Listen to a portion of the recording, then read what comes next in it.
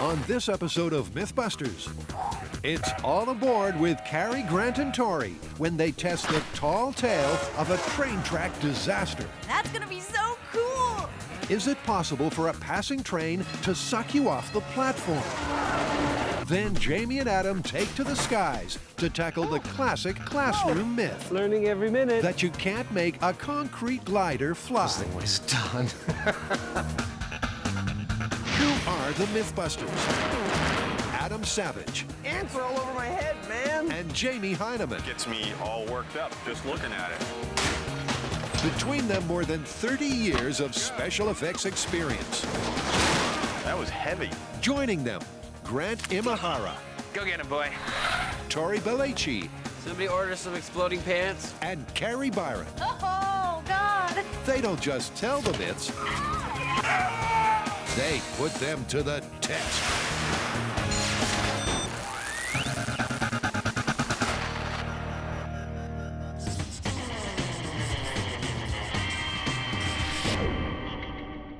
So, Grant, you take the train a lot, which is kind of weird because most people drive or take planes. I like the train. That's cool. But, you know, there's this one myth, though, that if you stand too close to a passing train, it can create suction and pull you into the train. There is a yellow line to help protect you, so maybe that has something to do with it. This urban folklore conjures up every commuter's worst nightmare. Can the air pressure caused by a fast-moving train actually suck a person right off the platform and onto the rails? I have an original idea. Let's start in the small scale. Let's go find like a model train and build a wind tunnel and do some testing to see if you actually even have any suction. The first order of business is to set up a wind tunnel and blow some smoke across a model train. So while Grant huffs and puffs putting the wind tunnel together, Tori and Carrie get to go model shopping. At San Antonio Hobby, Frank the Train Man has everything the guys need. And he's got some positive news for the myth. If you stand too close to a train and it's going fast enough, it can suck you under. Now, about those toy trains. What's the scale on this? This is 1/29th scale. The gauge of the track is G. Wow. I've actually been doing a lot of research on people doing aerodynamic tests on trains, and 1/25th, 1/29th, around this is the perfect scale for wind tunnel tests. So they have their working scale. And here comes the fun part, choosing their choo-choos. What I wouldn't give to have one of these when I was a kid. There's no better way of finding your inner child than stalking the aisles of a hobby store. Let go of the trains. Let go of the trains, honey. Remember the golden rule. What's that? You never have too many trains. Before the guys derail this sequence completely, Now that's cool. a timely phone call from Station Master Grant gets everything back on track. Hello? Hey, what's up? Hey, Grant, what's going on? Hey, I've been reading up on the research and I have some new information for you. All right, go ahead. A freight train, it's got a much rougher aerodynamic profile than a passenger train. A passenger train's pretty smooth, and that can generate a higher slipstream at half the speed of a passenger train. So according to Grant, odd-shaped freight cars might be the best bet. But as the myth is all about an unsuspecting commuter, they take home a passenger train as well. Man down. Man down. Back at Grant Central Station, our station master is busy making a wind tunnel. And using a NASA-inspired idea, it's a breeze. What they use in regular commercial wind tunnels is a honeycomb. It's many densely packed small holes. These holes reduce turbulence from the wind source and smooth out the airflow.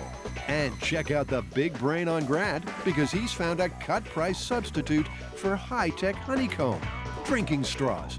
47,000 of them. And with the wind tunnel ready to blow, it's time to get set for the test. But what are they looking for?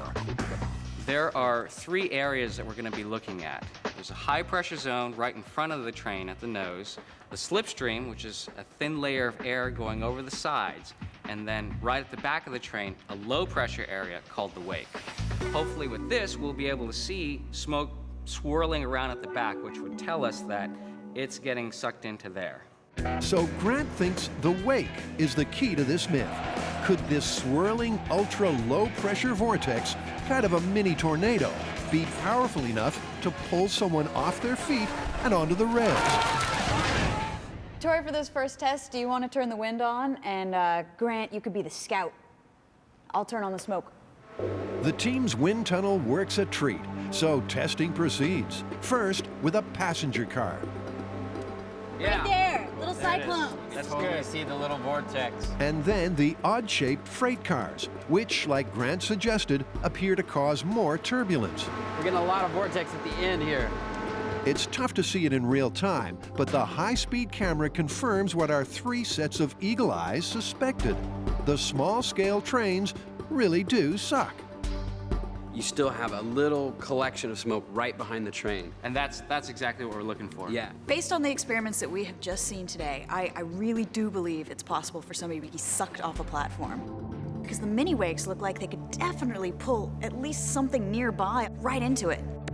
That's a green light to proceed to the next station. And Carrie, for one, is excited. We need full scales, full wind, full-size people getting sucked into the train.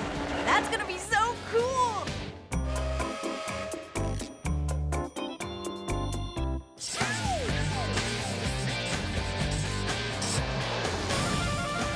Concrete glider. The classic engineering school challenge, you can't make a lead balloon, you cannot make a glider out of concrete. That's it. Somehow we've got to build a glider out of concrete. Adam and Jamie are on familiar ground when it comes to taking off with crazy contraptions. Pilot to Bombardier, do you read? Over. The MythBusters have attempted to get airborne with a jetpack. It really is ridiculous. Launch Jade the Simulate into the bay with bottle rockets. 3, 2, 1! And take Adam on a helium life raft ride. Oh, it's very satisfying. Oh, I shouldn't do that. But this time, it's mission seemingly impossible. Can our intrepid duo conquer the skies with a concrete glider? How are we going to get around the fact that concrete, to my knowledge, always has like rocks and gravel in it? That's going to make it really hard to make a glider out of. Well, the key component in concrete is Portland cement.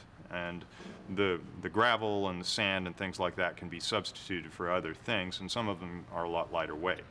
Oh, so I mean, we should actually just do a bunch of testing. First of all, mix up some concrete mixes that use lighter weight aggregates and see if we can actually lose a lot of that heavy weight. Yeah. So first up, they're going to learn how to lighten up their heavyweight building material.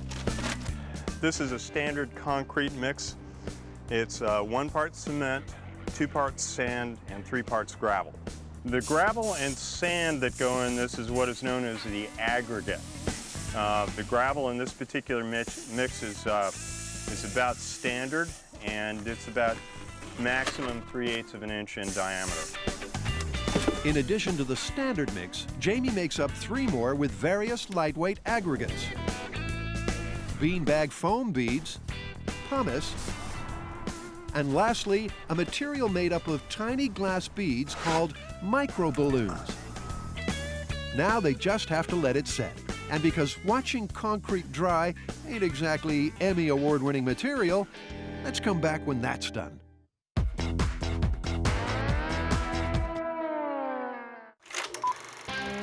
Concrete. With 6 billion cubic meters made every year, it's the most common man-made substance on the planet. Buildings, bridges, and freeways are all made of this ubiquitous material. But the question is, can you use it to make a glider? And will it fly?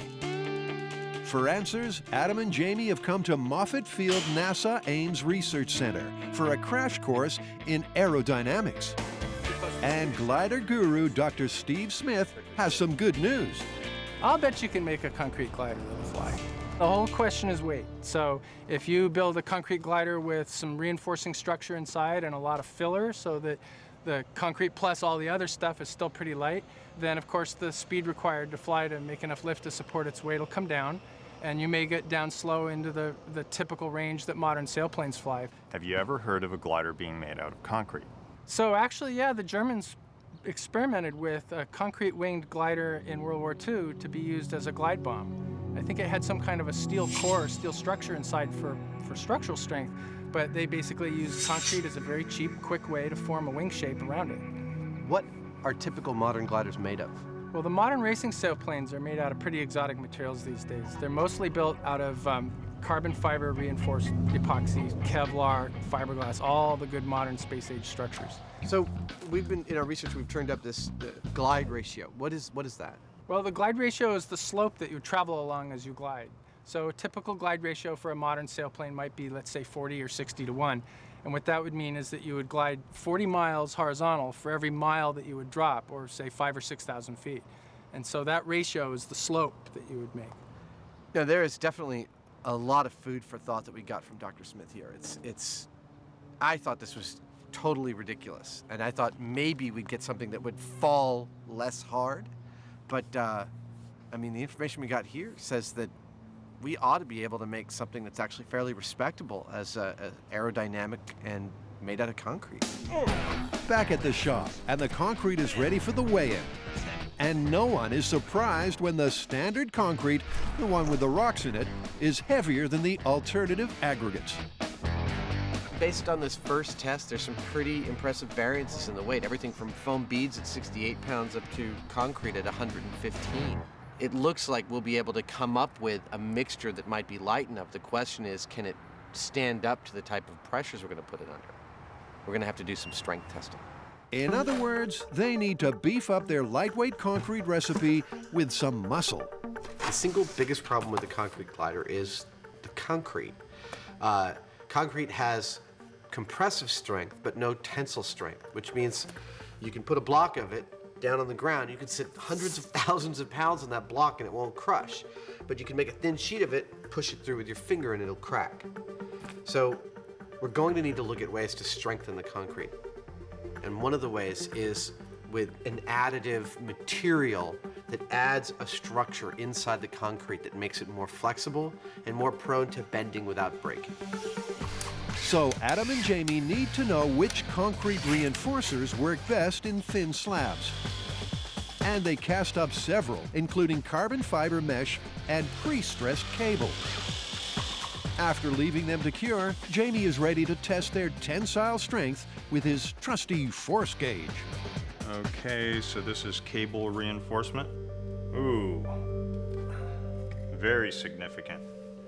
We tested 4 different types of reinforcements. Each of those increased the strength to some degree on the concrete samples. The standout was the cable reinforcement. So Adam and Jamie have some concrete information, and they've passed Aerodynamics 101 with flying colors. It's time to get started on the build. So I don't know if you've heard, but we're going to do this as a build-off. I hate build-offs. I know you hate the build-offs, but look at it this way.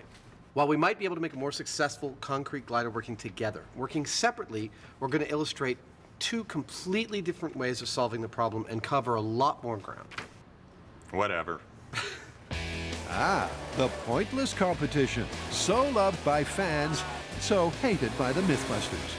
Adam hates losing, which happens a lot. I'm gonna kick your goldfish ass. And Jamie, well, there's nothing about these head-to-head contests he enjoys, except the cheating. Which is why Adam is insisting on guidelines set in concrete. There must be total secrecy. The glider can be built to any scale, and the winner will be determined by who achieves the longest relative flight. So let's hear from competition Scrooge Jamie, who he thinks will win. I have no idea who's gonna win, and I don't care. Bah, humbug. We're back on track with the tall tale that a passing train could make your day really suck. The story so far has seen Carrie, Grant, and Tori testing toy trains in a wind tunnel, and the results mean they can move on to the next chapter. Well, that was really interesting. I mean, looks like we do have some suction. Those small-scale tests definitely showed some smoke vortex at the end of the model trains. I guess the real question now is that enough suction to pull you off into the tracks? Well, I mean, now we need to go to full scale, and we still haven't found anybody who's willing to let us use their train. So, any ideas how we're going to test this one? I got an idea. I think we should get out the chicken cannon and set that up and choose one of us as a test subject, purely at random, not it, and then see what effect the increased wind speed has on our bodies. The chicken cannon will give the team an idea of what kind of air pressure and wind speed it takes to topple a typical guy like Tori. Wow, that's so hot on you. Well, thank you. But before they turn Tori into chicken cannon fodder, they're going to do a preliminary test with a force gauge and harness. All right, ready? I'm Here ready. comes the train. See how hard that was? It was like pulling down a tree. The force gauge clocks in at 70 pounds per square inch, which tells them two things. Don't try this at home. We're professionals. We are professionals. 70 psi is the kind of force a real train will need to generate to suck someone onto the rails. Plus, they have a number to aim for when they calibrate the chicken cannon. So, let's dust off the MythBusters' favorite. Why do you have the chicken cannon out? Because we're going to start shooting each other with it. It was first used to test if a stray, high-flying bird could crash through an airplane canopy. This is a frozen chicken. And this is no toy. You're watching frozen poultry propelled at 121 miles per hour. Wow! But on this test, the only chicken inside is nervously shuffling his feet at the business end of the barrel. I don't think it's going to push me over. But then I've been wrong before. Now, remember, they're not just doing this for fun. If they can work out what kind of wind speed and air pressure knocks Tori off his feet, they'll have some data to crunch when they get to play with a full-size train. We're just gonna send Tori just poof straight into the fence behind us. That'd be cool. You're the crash test dummy after Buster. Because he's not as easy to repair as Buster, on their first test, they're starting at just 30 psi. And to measure the wind speed, Grant has a handy little device called an anemometer. What we're gonna do is set Tori up just as if he were standing on a railway platform waiting for a train. So in other words, he's not gonna be braced and ready to be hit. He's just gonna be standing on his feet just like anyone would be standing. Wait a minute. I'm just trying to think, what is the worst that can happen here? Anybody? All right, let's go. Tori plucks up all his courage, checks the newspaper for great deals on health insurance, and tries not to brace for the blast. I hear funny noises. Must be the train.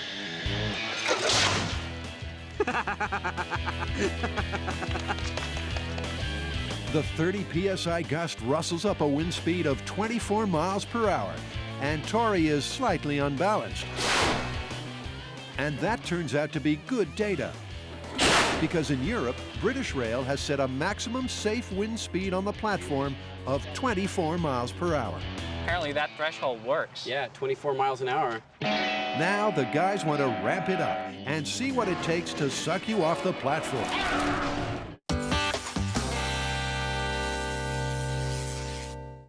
Adam and Jamie are not only taking on the myth that you can't make a glider out of concrete, they're flying solo. So what I'm going to do is buy a model glider kit, and I'm going to add weight to it until it just barely achieves what I need it to achieve. And then I will use that kit either as a mold or a guide for creating a concrete airplane. Remember, the rules state they can build on any scale. So Jamie goes shopping for a toy glider to use as a mold. This type of airplane right here has the most exceptional lift to it, much stronger material. Jamie selects two to test with. The first is a stealth bomber model that has excellent lift but is extremely unstable. And the second is a U-2 spy plane, which, with its glider-like wings, also has great lift but is less sensitive. Well, thanks, Bob. Okay, Jamie, nice doing business with you guys. You too. See you soon. All right. Back at M5, and while Jamie is using pragmatic shortcuts, Adam is taking a more intuitive approach. Basically, he's going to wing it. I'm trying to come up with a visceral understanding of exactly what it takes to make something fly.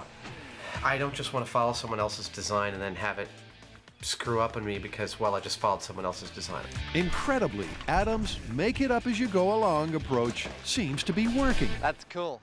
Right there, that's cool.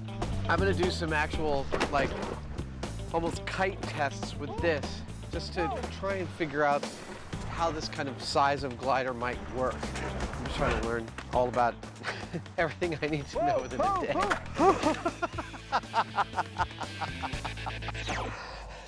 Okay, learning every minute. It's a learning curve of precipitous proportions, but the addition of a tail fin provides some stability, and he seems pretty happy. That's good. That's a good test. Which means it's time to move on. I want to do a little more research. I might want to rebuild this thing in wood just to try the design out. Still not quite as heavy as the concrete, but if the wood flies, then I don't see any reason why the concrete shouldn't be able to. Now that looks like a crash and burn. That was about a 1-to-1 glide ratio. Like it fell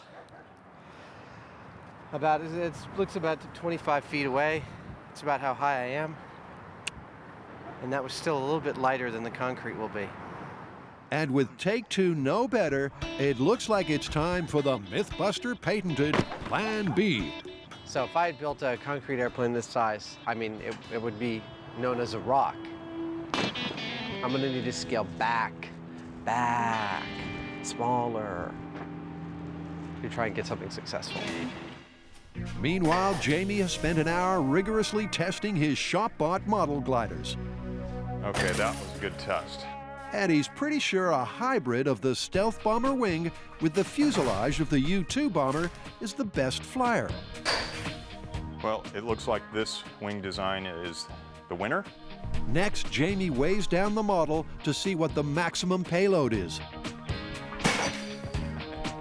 Well, based on this test, I believe this is about the maximum that I could go. I think I should be under this, but definitely no more than this. I'm gonna go ahead and weigh this now, and you know, we'll see what kind of volume of concrete that translates to. So according to Jamie, if he can make this glider out of concrete and keep it to less than 800 grams, he might just get this myth off the ground.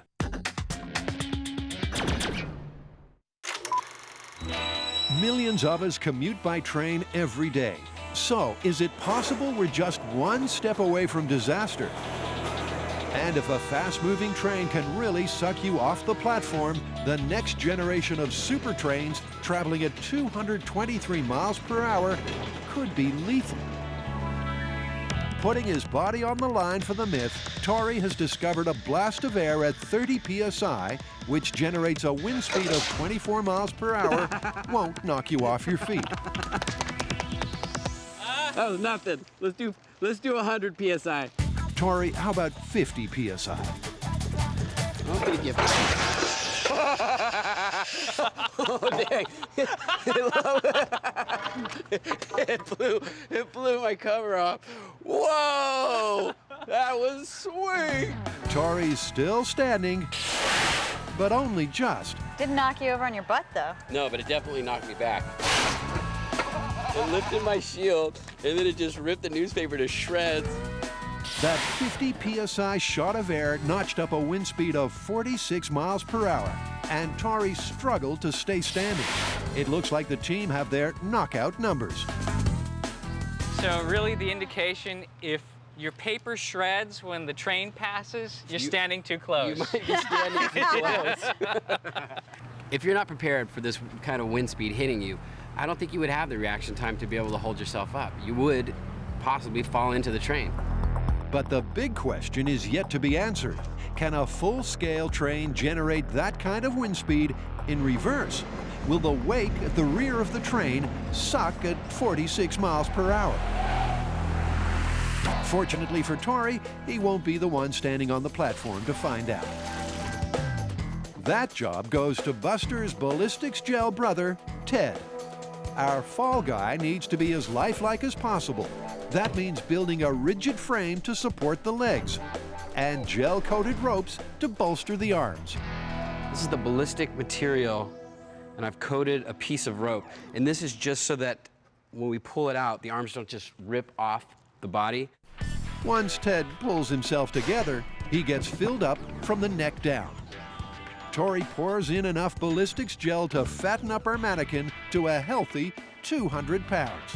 Big enough to prove almost anyone could be sucked off a railway platform to a grisly death.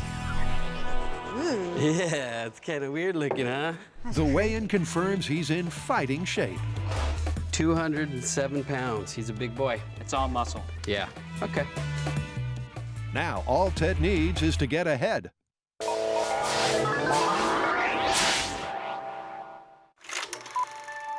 Modern gliders or sailplanes make it look so easy. Their state-of-the-art designs and space-age materials contribute to incredible glide ratios of over 40-to-1. That's 40 miles of travel to 1 mile of vertical drop. Adam and Jamie have got the tough job of trying to recreate that effortless flight with a glider made of concrete. So far, Jamie's having some success. He's made a mold from his toy glider and carefully mixed cement, sand, fiberglass, and water into paper-thin wing sections. And the fresh concrete mix is almost ready for curing.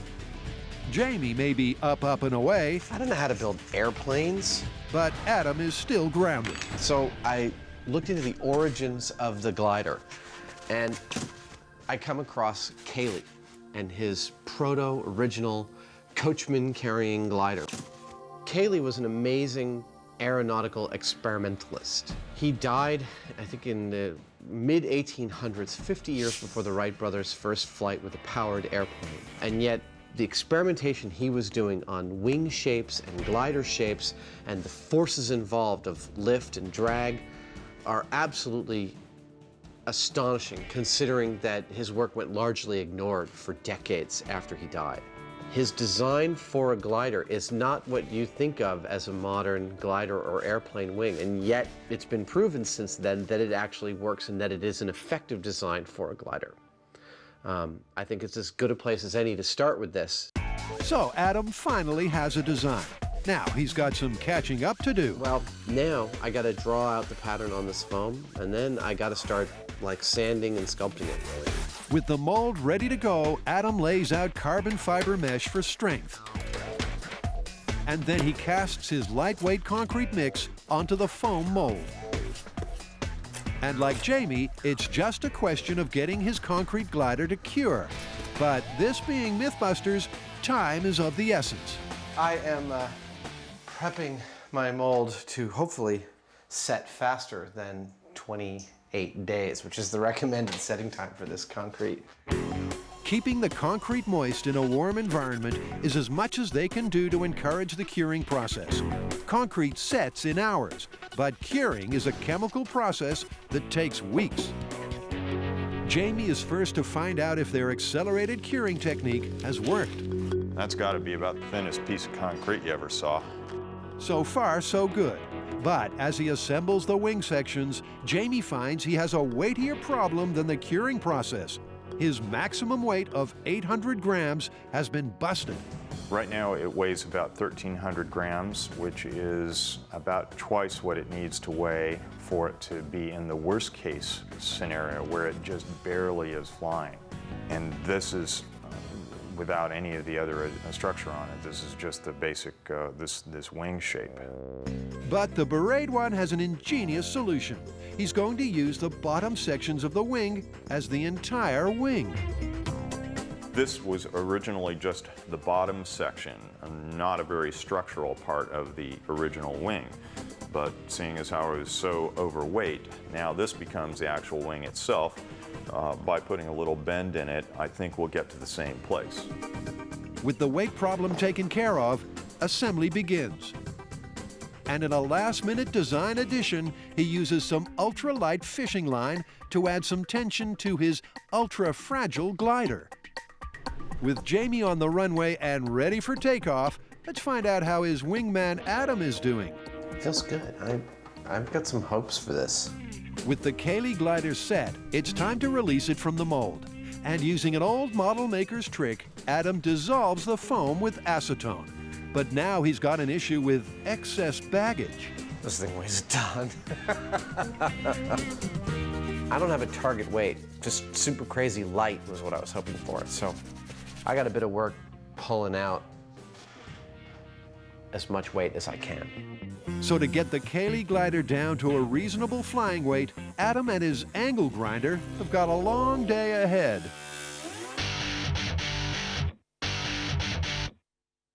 Our team of train spotters have tested toy trains for turbulence. They've toppled Tori with a tug of war and turned him into chicken cannon fodder. It's time to take this test to the full scale. After months of searching, our researchers have found a railroad in Albuquerque, New Mexico that's willing to give it up for science. The line is still being built, but there's enough track to push this rail runner engine to its legal speed limit of 79 miles per hour. So, Robert, have you ever seen anything suck towards the track, on the station? Me personally, I never have. I've heard of it. So Robert, our driver, thinks it's plausible, but the engine he's driving is hauling 2 passenger cars, which we know create less turbulence than freight cars. But this legend involves unsuspecting commuters waiting on a platform, so it's really the best way to test the myth. Yeah, I was very pessimistic about this myth until I saw the size of this train. It's huge. I can't believe anybody's going to give us something this big to play with. I could see this actually being true. If Ted could speak, he'd probably be screaming, "Why me?" But misery truly does love company, and he won't be alone out there. Something else we'd like to try today, we brought a baby stroller with us. It's not part of the myth, but train-traveling parents often have their stroller with them. And because it's on wheels, the guys think it will help illustrate the suction effect. The stroller may get pulled off the platform, even if Ted and his 200 pounds are unmoved. No, his back wants to be to the train. It's like he's got a headphone on. He's listening to music. He doesn't know the train's coming. Okay. The expression says it all. Ted ain't exactly confident, but Tori thinks his chances of survival are good. My feeling is the train's gonna go through. There's probably gonna be a lot of rumbling. It might knock the dummy over, but I don't think the suction is actually gonna be strong enough to pull the dummy in. Right here. The last thing to do before the potentially lethal drive-by is to set up Grant's wind speed gauges. With that done, it's time to set this test in motion. 3 miles away, Robert set his train a-rolling, slowly building up to the legal speed limit of 79 miles per hour. Should be here any second.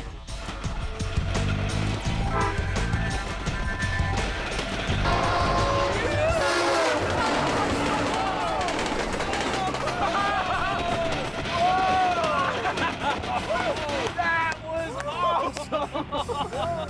That was intense. Ted's been tipped sideways, and the stroller snapped its line. In fact, it's taken out a camera. So the stroller, the line snapped. It got pushed so hard. Are you and serious? sucked that way. Oh, jeez. My God. So any mom that has her stroller that close to the train. But was it suction or was it more just the gust of air that pushed him over? With so much happening so quickly, it's difficult to tell what's going on. But the replay seems to indicate the stroller being blown along the platform. And there's no sign of Ted getting sucked onto the tracks. The myth of the concrete glider has brought Adam and Jamie head-to-head in an aviation dogfight. And to find out who's going to be Top Gun and who's going to be the goose, it's time to get a visual on the enemy bogey. Ta-da! Ah, well, it looks like something right out of Leonardo's day. It's actually modeled on Cayley's glider. It is, in fact, his most successful glider that carried a person, and it weighs a bloody ton. Yep. His thing is going to drop like a stone when he lets it go. I mean, you can see by the shape, it's not got very much lift involved. I'm guessing that it barely has any more lift than mine does. and yet it weighs several times as much. So I don't have a whole lot of hopes for it. Yours is a lot heavier than mine, but it's a lot sturdier. So it kind of nicely illustrates the trade-off. If you go for lightweight, you get something very fragile, which is what mine is. Well, let's see your fragile, wilting bird of a plane. Okay. It looks like a glider. I did testing on something that was a foam version of this. Yeah. And this is under the weight that I tested and still considered it to sail. So it seems Jamie has taken Dr. Smith's advice about weight being the key and gone for a super light design. But will it hold together? And Adam, well, he's gone for stability. But will it generate enough lift to overcome its substantial weight?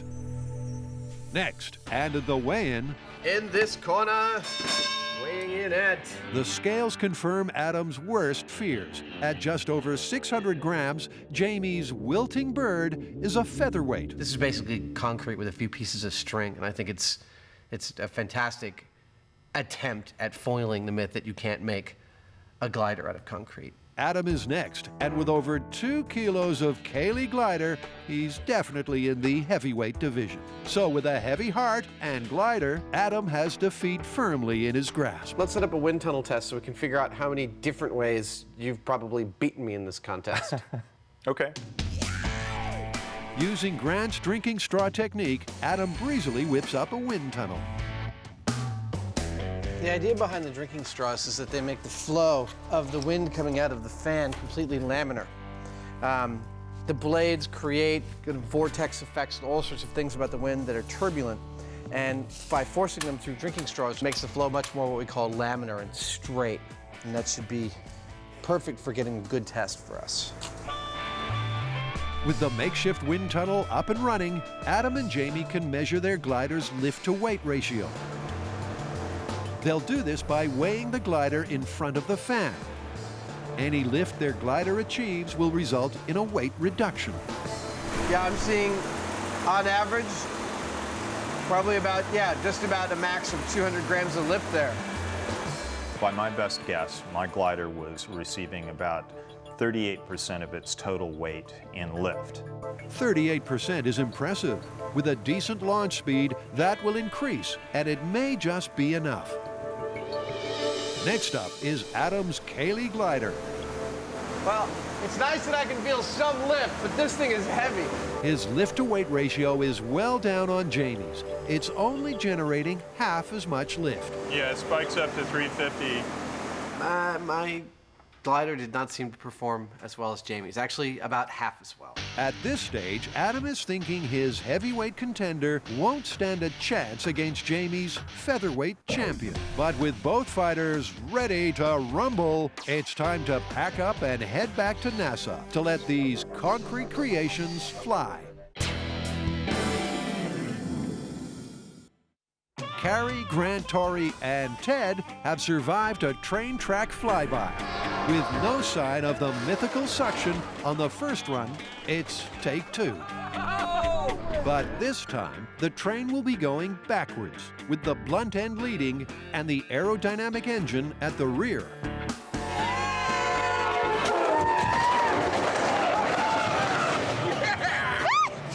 Dang! Dude, look at the stroller. Oh my God! Look at the stroller. He got thrown off the platform. What? Incredibly, Ted is still standing. He wasn't even blown back. But Grant's battery of wind gauges has its own tale to tell. On our first run, with the train coming this way, and the aerodynamic tip leading, we had parallel to the train, wind speed of 49.9. The second run, with the flat end leading coming this way, we had on this one 26.8. Whoa. So the wind speed on that run was actually less. So according to the figures from the chicken cannon tests, both runs generated enough wind to make a typical guy stumble. But it's all blowing straight out or parallel to the track. It looks like the turbulence, moving with the train and away from the track, trumps any wake effect there may be following the train. But Grant is a hardcore train spotter and wants just one more try. I'm down here at ground zero, monitoring these anemometers, and it is really scary as the train passes in this huge cloud of dust and everything, and it gets stuff in my teeth. It's very exciting though, but scary. Once again, Robert the driver winds his engine up to full speed.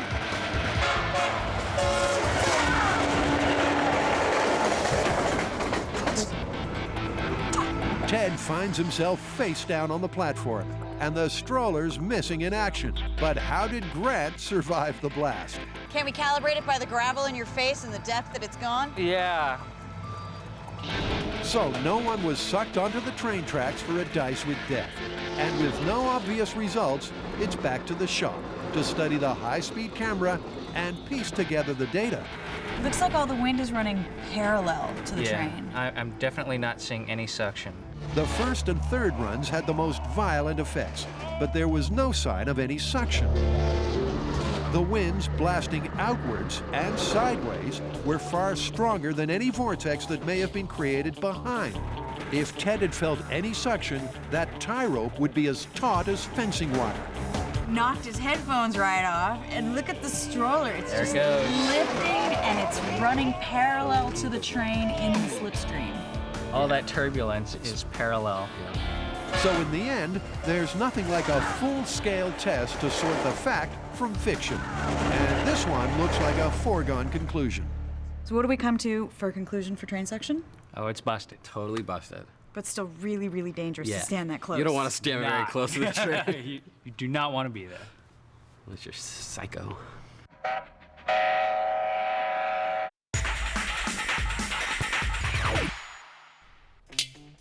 Ow! Well, Adam, what are you doing? It's time to test these things. Are you ready? Ready as I'll ever be. Me too. Okay, let's go. It's launch day, and in search of perfect test conditions, our pioneering pilots touch down back at the NASA Ames Research Center. We're back at Moffett Fields, hangar number 2, where we shot helium football, and it's ideal for the concrete glider tests for the same reasons it was ideal for helium football. We can close the doors of this huge space and eliminate any wind. Dr. Steve Smith, MythBusters' font of all flying facts, is there to check out the designs and offer some last-minute advice. Crucial question on this one is going to be where the center of gravity is so that it trims. Well, where should it be? So somewhere probably between 25 and 30% of the length, maybe. About right here? It turns out that it's not just about reducing all the weight possible from this, because if it's super light but balanced incorrectly, it's still just a stone. Next, Jamie presents his featherweight wilting bird. But does Dr. Smith think it'll fly more like a paperweight? Yeah, that's impressive. That's beautiful. Cables stay bracing and everything. Look at that. Wow. It's paper thin. Wow. Oh.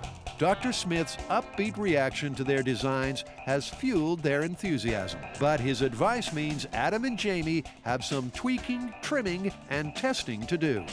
To get the balance right, Adam is stealing another of George Cayley's design ideas and adding a gondola. The weight beneath the wing can be adjusted to move the center of gravity. Plus, it should stabilize the glider in flight. Jamie has also been busy shifting his glider's center of gravity further forward. It looks stupid, but we don't care about that right now. It's a concrete airplane. What are you going to do? It may have been called Big Nose at glider school, but it's ready to fly.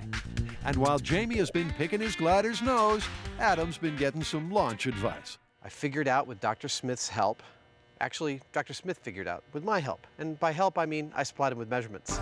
He was able to calculate that it should fly at around 20 to 22 miles per hour, about 30 feet per second, if it is to hit its ideal speed to glide ratio. And because his throwing arm won't manage 2 miles an hour, never mind 22, he's got a cunning plan. He's going to use a zip line, tow line, and quick release. That mark is where the pin gets pulled out and my glider starts flying on its own. Adam then optimistically marks out a target distance of 50 feet. That's how far I want to travel. Jamie, who has decided to hand launch, looks on unimpressed. At this point, if I were to guess, there's going to be something go wrong with the kind of scheme that he's got for launching it properly. But we'll have to wait and see. Now, I'm about to let go of this. You got the hook? Yep. Oh, buddy. Okay. Everything's in place. I'm going to go down there and grab the tow line. Last call for the departure of Concrete Airways Flight 101. 3, 2, 1, go.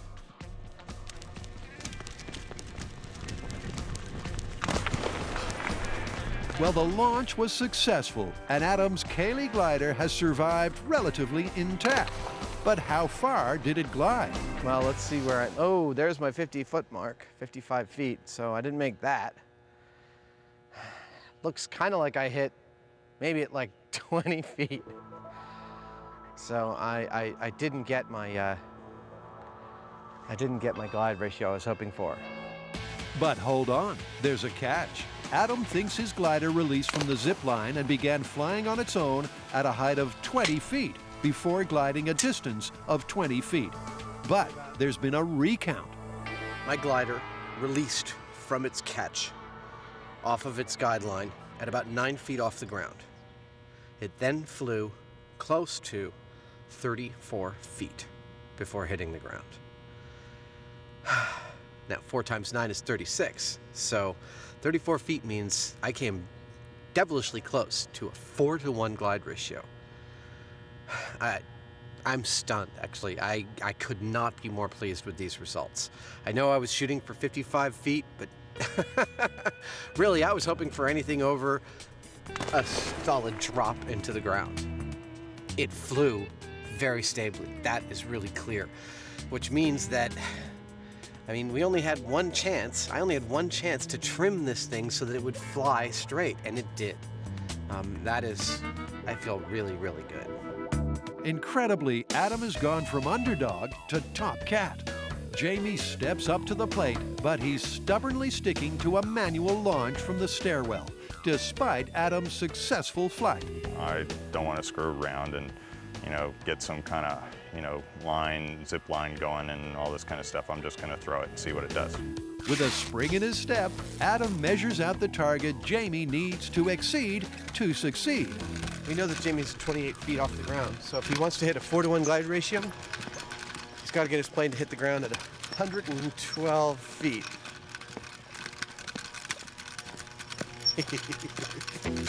Calling all passengers for Concrete Airways Flight 102. Okay. In 3, 2, 1.